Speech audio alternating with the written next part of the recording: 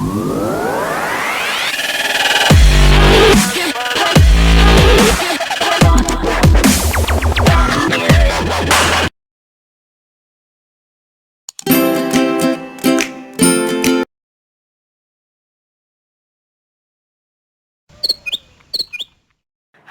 assalamualaikum warahmatullahi wabarakatuh. Kembali lagi di channel aku, Sinawang. Nah, kali ini aku akan bahas mengenai air ketuban mekonial atau yang disebut bahasa gaulnya itu Meconium aspiration syndrome. Nah, di sini aku akan bahas mengenai definisinya, kemudian etiologi, patologinya, tanda dan gejala, kemudian ada pemeriksaan penunjang, dan yang terakhir adalah penanganannya.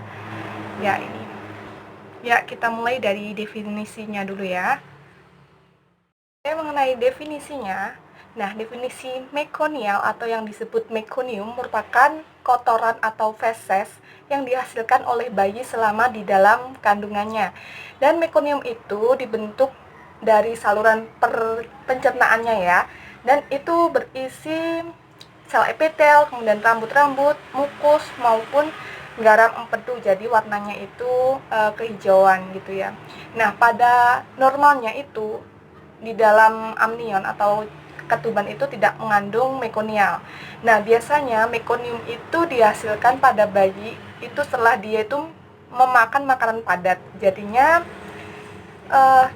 indikasi dari mekonium di air ketuban itu merupakan suatu kondisi bahwa janin itu mengalami stres di dalam kandungan ya. Nah, misalnya saja stres akibat kekurangan oksigen ataupun disebut hipoksia. Dan hal ini bayi juga mengeluarkan mekonium itu bisa jadi bercampur dengan cairan amnionnya ataupun air ketubannya. Dan disinilah yang disebut air ketuban mekonial. Setelah mengenai definisi, kita lanjut ke etiologinya. Untuk etiologi ini biasanya terjadi pada bayi postmatur ataupun bayi yang lebih dari 40 minggu ya. Dan biasanya itu bayi mengalami stres akibat kekurangan oksigen, sehingga akan memicu meningkatkan gerakan usus dan mengendurkan otot-otot anus, sehingga mekonium itu akan dikeluarkan di dalam amnion. Dan apabila bayi itu menghirup amnion yang sudah mengandung mekonium, maka dia akan mengalami suatu sindrom yang disebut Meconium aspiration syndrome atau yang disebut MAS ya singkatannya. Nah, itu untuk etiologinya. Kemudian kita lanjutkan pada patologinya. Nah, untuk patologi dari mekoniumnya yaitu terjadi akibat dari stimulasi saraf saluran pencernaan janin yang sudah matur dan biasanya terjadi akibat dari hipoksia pada janin. Dan hal ini apabila janin menghirup mekonium di dalam amnionnya itu, maka akan terjadi efek hipoksia ya. Dan untuk efek hipoksia ini terjadi di paru-paru, yaitu paru-paru akan mengalami obstruksi jalan nafas, kemudian ada disfungsi surfaktan, ada pneumonitis kimia, dan yang terakhir ada hipertensi pulmonal persisten pada bayi baru lahir. Nah, ini adalah efek-efek dari paru-paru ya, ataupun Meconium aspiration syndrome. Nah, untuk tanda dan gejalanya, yang pertama itu adanya mekonium. Tentunya kalau air ketuban mekonium pasti ada mekonium. Dan mekonium itu diindikasikan berwarna hijau. Jadi kalau air ketubannya hijau pasti itu mekonium. Dan yang kedua ada sianosis. Dan sianosis ini akibat dari bayi yang kekurangan oksigen, jadi bayinya itu menjadi biru badannya. Kemudian ada takipnu. Takipnu adalah laju pernafasan yang semakin cepat. Bahkan terjadi apnea juga atau henti nafas ya. Kemudian ada tanda-tanda postmatur, yaitu kulitnya itu biasanya mengelupas gitu. Jadi itulah tanda-tanda dan gejalanya. Bahkan selain itu biasanya bayi juga akan mengalami frekuensi denyut jantung yang semakin rendah sebelum kelahiran. Biasanya skor APGA juga akan rendah gitu ya. Nah, itu untuk tanda dan gejalanya. Nah, untuk pemeriksaan penunjangnya itu ada dua, yaitu pemeriksaan laboratorium dan pemeriksaan radiologi. Untuk pemeriksaan laboratorium, yaitu salah satunya ada kultur darah, di mana hal-hal ini akan menunjukkan adanya bakteremia. Kemudian ada gas darah juga digunakan untuk menilai derajat hipoksemianya. Ada glukosa darah untuk menunjukkan hipoglikemia yang akan menyebabkan takipneo tadi ya. Nah, ada radiologi darah ya, maksud saya radiografi darah. Nah, untuk membedakan berbagai jenis distress pernafasannya itu gimana. Kemudian ada juga hitung darah secara lengkap. Dan biasanya mengukur adanya kadar hemoglobin yang menunjukkan anemia, kemudian leukositosis dan lainnya ya. Dan ada juga fungsi lumbal jika adanya indikasi meningitis. Kemudian untuk radiologisnya, yang untuk indikasi dari radiografi pemeriksaannya untuk memastikan cakupan kelainan intratorakalnya ya.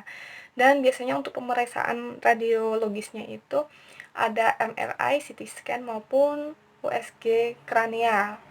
Dan hal ini diketahui nanti bayi itu akan menunjukkan suatu kelainan atau tidak gitu.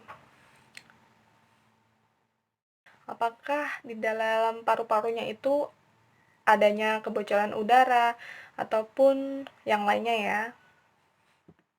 Berhubung air ketuban mekonial ini merupakan suatu kegawat daruratan, jadinya untuk penanganannya itu aku kasih tahu secara umum aja, yang aku bagi menjadi dua, yaitu penanganan awal dan lanjutan. Untuk penanganan awal, apabila bayi itu setelah lahir, maka dilakukan penghisapan lendir dari mulut bayi dengan melakukan menggunakan kateter besar ya, ataupun menggunakan aspirasi mekonium.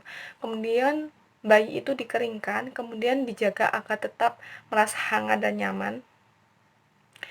Dan setelah itu melakukan rangsangan taktil pada bayi dan posisikan bayi pada posisi semula.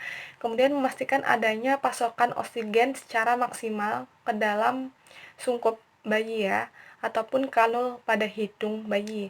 Kemudian apabila bayi sudah menunjukkan depresi pernafasan, maka berikan ventilasi tekanan positif dan segera pindahkan ke unit neonatal untuk mendukung pernafasannya ya, sesuai dengan kebutuhannya. Untuk penanganan awal seperti itu. Dan kemudian kita lanjutkan pada penanganan lanjutan.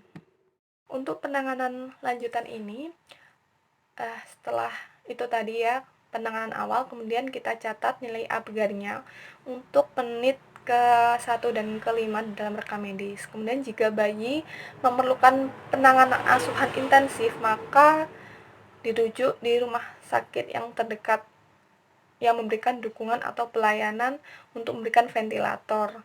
Kemudian apabila bayi itu keadaan stabil, maka dipindahkan ke ruang neonatal ataupun dipantau secara maksimal ya. Jangan lupa untuk melakukan farmakoterapi, yaitu memberikan obat antibiotik untuk mencegah terjadinya komplikasi, yaitu infeksi ventilasi mekanik. Kemudian bisa dilakukan juga fisioterapi dengan maksud yaitu dengan menumpukan dada ya, untuk melepaskan lendir-lendir di dalam paru-paru si bayinya tadi, lendir-lendir yang kental. Nah, itu untuk penanganan air ketuban mekonial ya. Kita tadi udah bahas air ketuban mekonial secara umum ya, semoga bermanfaat. Jangan lupa untuk subscribe, like, dan komen.